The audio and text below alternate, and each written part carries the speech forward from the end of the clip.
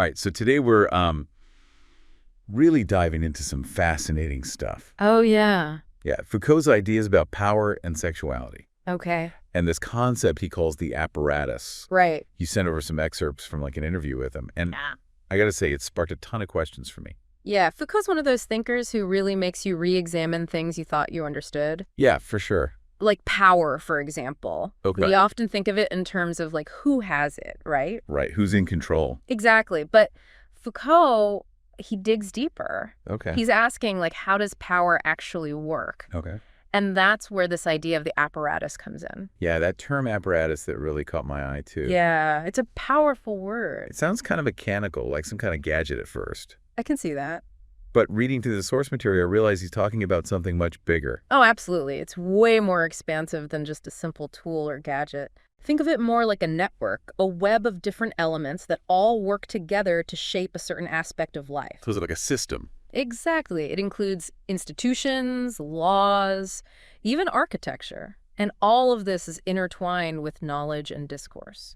So it's not just about physical structures then? No, not at all. It's about ideas, language, the way we talk about things. It's almost like the Matrix, you know? I see what you're saying. This hidden code operating beneath the surface of everything. Exactly. And Foucault uses the example of the prison system to illustrate this point. Okay. The prison, it's not just about the building itself, but also the rules, the guards, the legal framework. Right, all the procedures. Yeah, even the very idea of what it means to be criminal. Right. All of these elements work together. They form the apparatus of the prison. Okay, I think I'm starting to see how this all fits together. Good. But how does this concept of the apparatus help us understand power then? Well, Foucault argues that power isn't something someone simply possesses. Like a possession you could hand over to someone else. Right, it's not a thing. It's not le pouvoir, as he puts it. No. Instead, he sees power as something more fluid, more pervasive, something that circulates through these apparatuses.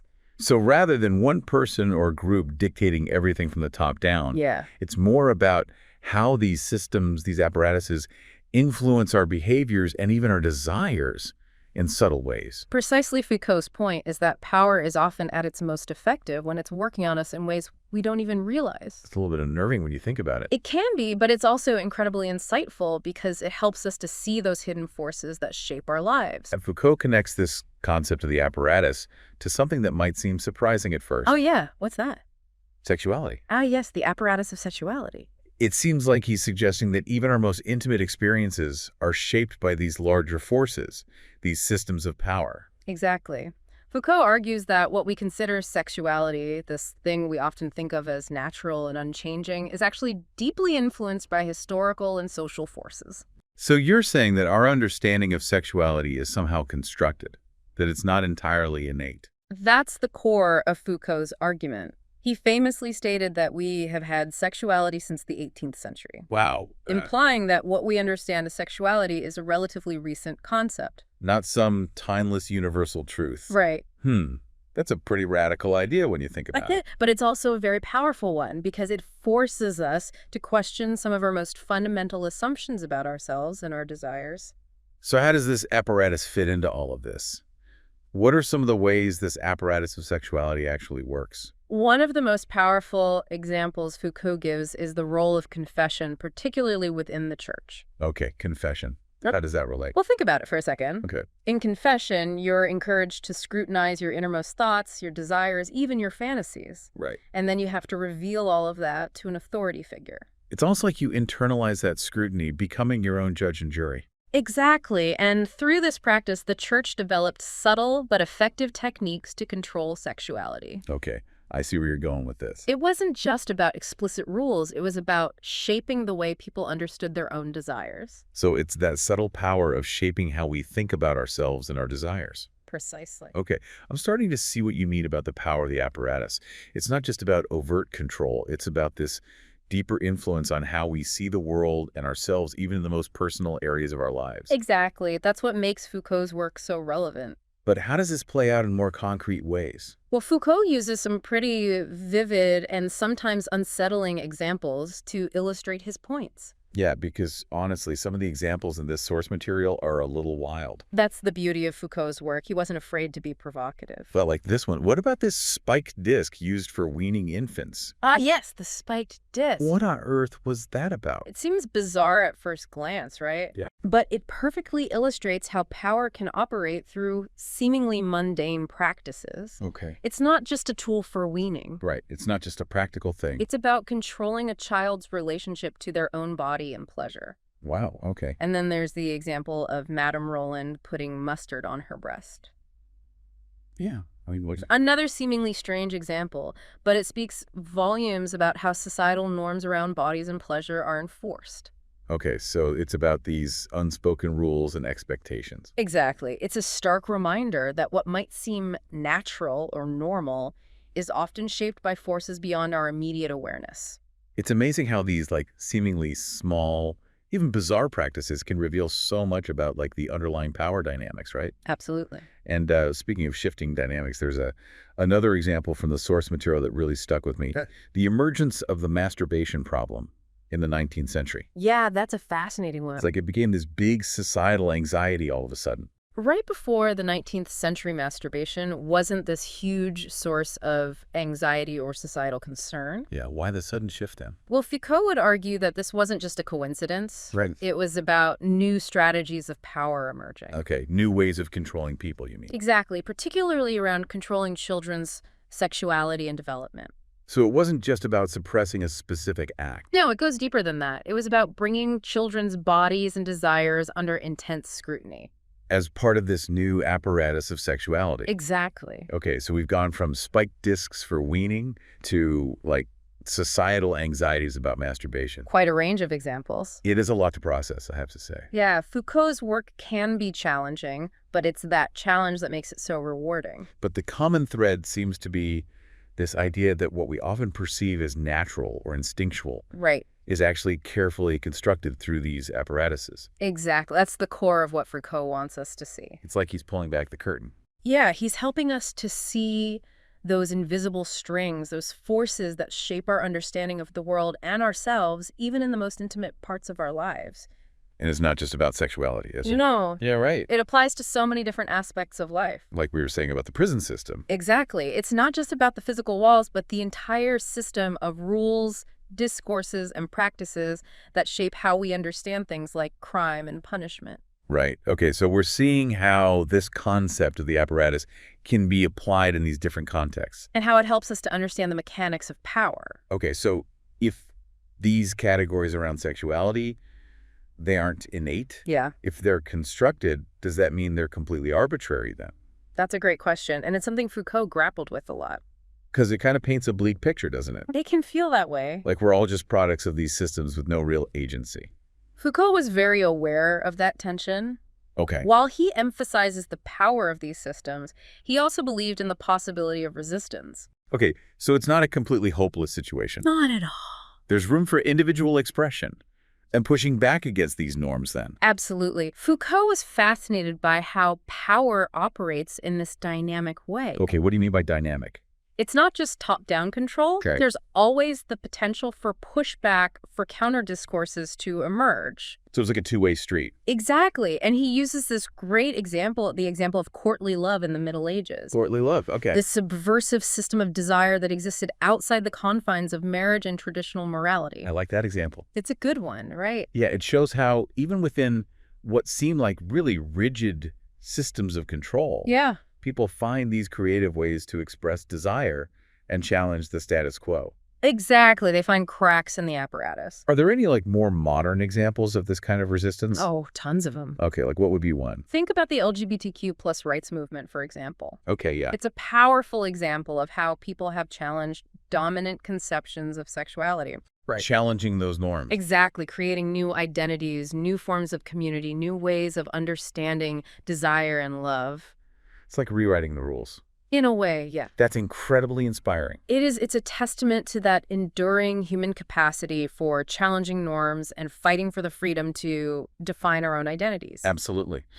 And it kind of gives you hope, right? Yeah, for sure. That these power structures, while they're influential, they're not insurmountable. Exactly, but we have to be able to recognize them first. Okay. And that's one of the challenges. Yeah, because how do we even begin to identify these apparatuses at Yeah. work in our own lives? It's not always easy. It feels like things are even more complex today. Right. With social media technology, all this stuff. It's a whole other level of influence now. It really is. But that's exactly why Foucault's work is even more relevant today. Okay, how so? He provides us with the tools, with this critical lens, to start unpacking those complexities. Yeah. To see those often invisible ways in which power operates through technology, through media, through the digital spaces we inhabit. So instead of feeling overwhelmed or powerless in the face of these forces, Right.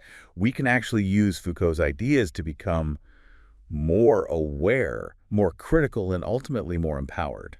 Precisely, Foucault's work is about empowering us to ask the right questions. Instead of just accepting things at face value. Exactly. So the next time you encounter a message about what's normal or natural when it comes to sexuality, Yeah. ask yourself who benefits from this message. Okay, yeah. Whose interests are being served? Exactly what power dynamics are at play here. What are the alternative narratives that might be being silenced or marginalized? Forget it. It's about becoming more discerning, more critical consumers of information. Exactly. Especially when it comes to something as personal and nuanced as sexuality. Absolutely. And don't be afraid to seek out those alternative perspectives. Okay. Those voices that challenge the dominant narrative. So broaden our horizons a little bit. Exactly, because those alternative systems of desire, those counter discourses, they've always existed. Right, like that courtly love example. Exactly. Often in the margins, and today, with the internet and social media. Yeah, we have more access than ever. Exactly. We have more access to these diverse voices and perspectives than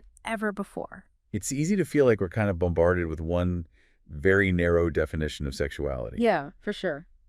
But you're right, there are so many other ways of understanding desire and relationships and identity. And that's what makes engaging with these ideas so exciting. Yeah, it is, and it's hopeful. Is it? Because it means that these categories around sexuality, these aren't fixed. Right. They're not immutable truths. They're constantly being negotiated, challenged, and redefined. And that's an ongoing conversation. And we can be a part of that conversation. Exactly. And that's an incredibly empowering realization. It really is. Foucault's work reminds us that we have agency. We can choose to conform to those dominant narratives, or we can choose to challenge them, subvert them, and create new possibilities for ourselves and for future generations. So it's a call to action, then, I think so. to not just observe these power dynamics, but to actively engage with them, Yeah. to question them, and to ultimately shape them. Exactly. Foucault's legacy isn't just about understanding how power operates. It's about inspiring us to use that knowledge to create a more equitable and ultimately more fulfilling world. I mean, this has been an incredible deep dive so far. It has been fascinating, hasn't it? It really has. And I have to say, like, Foucault's work, it's both challenging and empowering at the same time. Yeah, I think that's a good way to put it. Still a lot to wrap your head around. It is, but that's what makes it so rewarding, right? Yeah, but I think a lot of people listening might be thinking, okay, so we've been unpacking all these complex ideas Right. about power and sexuality and the apparatus. Yeah. But, like, what does this all actually mean for me? That's the million-dollar question, isn't it? Yeah, like for me in my day-to-day life. Right. How do we actually take these ideas and apply them to our lived experience? Exactly. Because it's easy to feel kind of overwhelmed by it all. It is a lot to take in. But remember, Foucault's work isn't about giving us easy answers. Right. It's about equipping us with a new way of seeing. A new perspective. Exactly, a critical lens for understanding the world around us. So it's less about memorizing his theories Yeah. and more about applying them. Exactly. But how do we actually do that? Well, I think it starts with awareness. Okay. Awareness of what? Awareness of those power dynamics, those apparatuses that are always operating around us. So, like, once you understand this concept of the apparatus, you start to see it everywhere. Everywhere in the media, we consume the institutions we interact with. Right. Even in, like, casual conversations. Exactly. It's like that moment when Neo sees the code in the Matrix. Yeah. Okay. Suddenly, you can't unsee it. Right. It's everywhere. But what do we do with that awareness? Right. That's the big question. That's where the real work begins. Okay. So what do we do? Foucault encourages us to question those things we often take for granted. Okay. Like, what kinds of things? Well, for example, the next time you encounter a message about what's normal or natural when it comes to sexuality, Yeah. ask yourself who benefits from this message. Okay. Yeah. Whose interests are being served here? Exactly what power dynamics are at play. What are the alternative narratives that might be being silenced or marginalized? Exactly. You're getting it. So it's about becoming more discerning, Yeah, more critical consumers of information, exactly. especially when it comes to something as personal and nuanced as sexuality. Absolutely. And don't be afraid to seek out those alternative perspectives, those voices that challenge the dominant narratives. So broaden our horizons a little bit. Exactly, because those alternative systems of desire, those counter discourses, they've always existed. Right, like that courtly love example. Yeah, exactly. Often in the margins. And today, with the internet and social media, we have more access to these diverse voices and perspectives than ever before. Yeah, and that's an important point to remember. It is, because it's easy to feel like we're constantly being bombarded with one very narrow definition of sexuality. Yeah, for sure. But there are so many other ways of understanding desire and relationships and identity. It's really about expanding our understanding of what's possible Exactly. and recognizing that these categories around sexuality, they're not fixed. They're not these immutable truths. Right, they're fluid. They're constantly being negotiated, challenged, and redefined. And that's an ongoing conversation that we can all be a part of. And that's what's so empowering about Foucault's work. Absolutely. It reminds us that we have agency. We're not just pawns in this game. Exactly. We can choose to conform to those dominant narratives, or we can choose to challenge them, subvert them, and create something new. So it's a call to action then. I think so. To not just observe these power dynamics, but to actively engage with them, to question them, and to ultimately try to shape them. Exactly. Yeah. Foucault's legacy isn't just about understanding how power operates. It's about inspiring us to use that knowledge to create a more equitable and ultimately a more fulfilling world for everyone. Well said. I think that's a great place to leave it for today. I agree. This deep dive into Foucault's work has been eye-opening, to say the least. It really has. It's given us a lot to think about when it comes to power and sexuality and those often invisible forces that chase our lives. Absolutely. And hopefully it's given our listeners some new tools to navigate those complexities. I hope so too. It's been a pleasure as always. Yes, it has. Thanks for joining me.